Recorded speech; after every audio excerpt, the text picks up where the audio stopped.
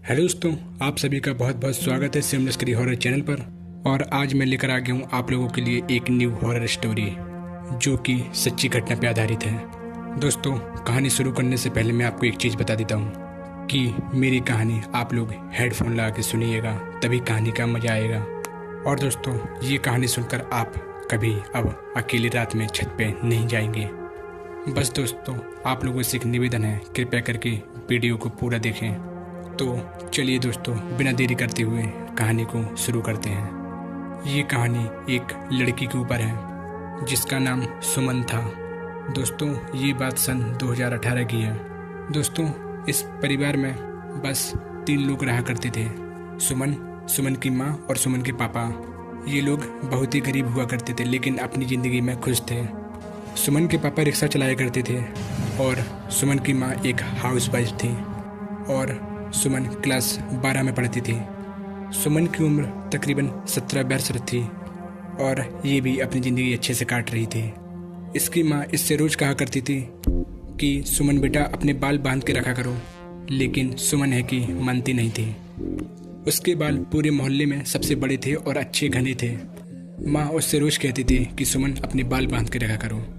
और सुमन के पापा काम से शाम को 6 बजे के बाद ही आते थे।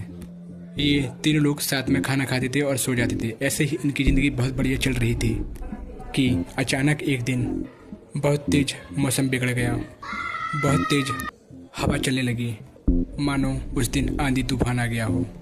उसी दिन रात के 8 बजे सुमन की माँ सुमन से कहती है, अरे सुमन, मैंने छत पे कपड़े धोकर डाले थे, जल्दी जा सारे कपड़े उठा के ला, वरना कहीं वो उड़ जाएंगे। मौसम बहुत ख़राब है, कहीं बारिश ना होने लगे, कपड़े भीग जाएंगे, तू जल्दी जा। सुमन बोलती है, हाँ ठीक है माँ, मैं जाती हूँ। सुमन जल्दी जल्दी छत पे जाती है और सारे कपड़े धीरे धीरे उठाने लगती है कि अचानक से उसको एक खुशबू आती है, जैसे मानो कोई बहुत ही बढ़िया सेंट लगा कर गया हो। सुमन को बड़ा अफसोस हुआ कि मेरी छत पे ये सेंट लगा कर कौन घूम रहा है, लेकिन कोई दिखाई नहीं दे रहा था। लेकिन वो सुगंध आती ही जा रही थी। अब सुगंध और भी ज़्यादा बढ़ गई थी।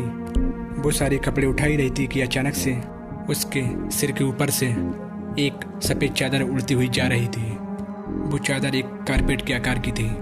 जब सुमन ने सिर ऊपर करके देखा तो उसे दिखाई दिया कि उस चादर में चारों कोनों पर एक एक व्यक्ति बैठा हुआ है, मतलब 4 लोग, और बीच में कोई लेटा हुआ है और बगल में एक लालटेन रखी हुई है।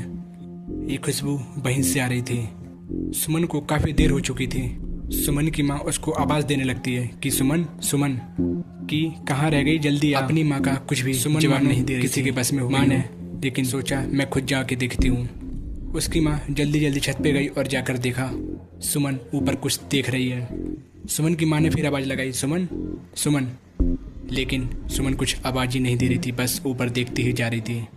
सुमन की माँ आई और सुमन का हाथ पकड़ा, तब जाके सुमन को थोड़ा होश आया। सुमन ने पूरी बात अपनी माँ को बताई छत पे ही। सुमन ने कहा, माँ देखो ऊपर वो उड़ता हुआ क्या जा रहा है, जल्दी देखो माँ, ऊपर देखो। उसकी माँ कुछ नहीं बोल रही थी, कह रही थी जल्दी चल, तू नीचे चल, तू नीचे चल, जैसे मानो उसकी माँ जानती हो।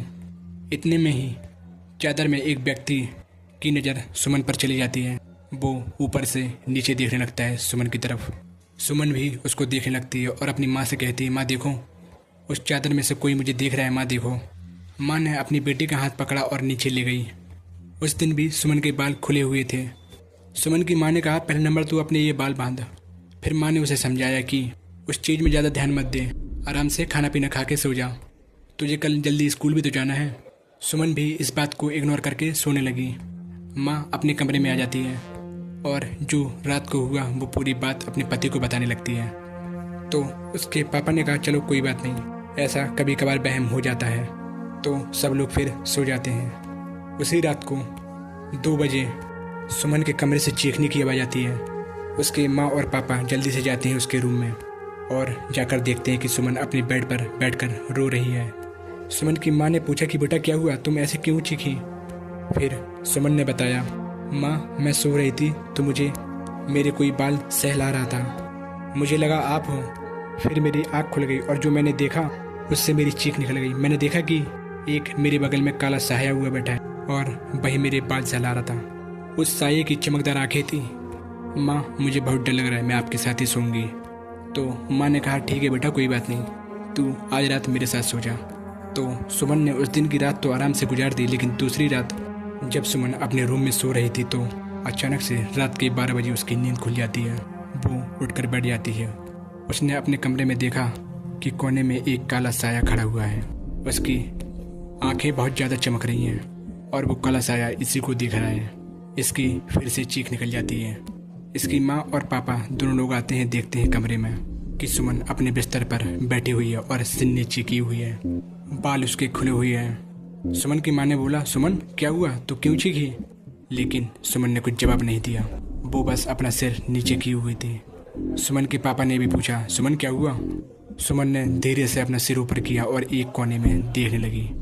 देखते देखते उसकी आंखों से खून के आंसू आने लगे। उसकी माँ ये देखकर बहुत ज़्यादा डर जाती है और ज़ोर ज़ोर से रोने लगती है। उसके पापा उससे पूछते हैं कि सुमन क्या हुआ, हाथ पकड़कर पूछने लगते हैं। इसी दौरान सुमन ने अपने पापा को बहुत तेज थप्पड़ मार दिया। उसके पापा ज़मीन पर वहीं नीचे गिर गए। उसकी माँ उसको रोकने लगी। माँ को भी एक गंदी वाली टक्कर मार दी तो माँ दीवार पे सिर जाकर दे लगा। माँ के सिर पर चोट लग गई। सुमन के पापा जल्दी से उठे और सुमन को पकड़ा, लेकिन सुमन मानो किसी के हाथ में ही ना आ रही थी। उसके अंदर बहुत ज़्यादा ताकत आ गई थी। सुमन के कमरे में ही एक गमला रखा था। सुमन ने वो गमला उठा के पापा के सिर में दे मारा।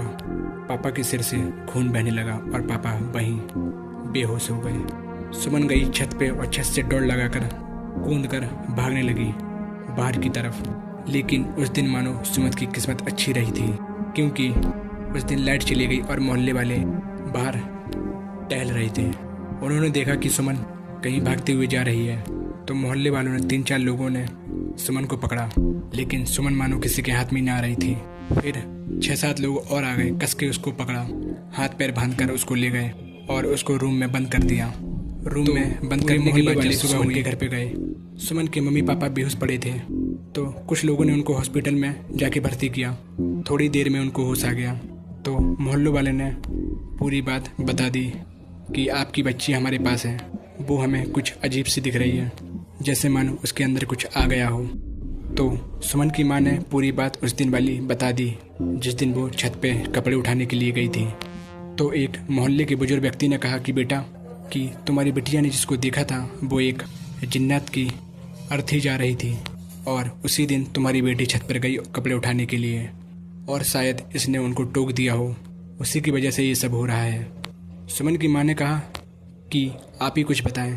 तो इस बात पे मोहल्ले के उन बूढ़े व्यक्ति ने कहा कि मैं एक ऐसे इंसान को जानता हूँ जो पढ़ाई करता है इसी चीज़ की, भूत पलित जिन इन सबको भगाता है।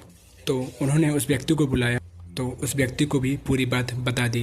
तो पढ़ाई करने वाले उन व्यक्ति ने कहा कि ये मेरे बस की अकेले की बात नहीं है, मुझे इसके लिए 3-4 लोग और लगेंगे।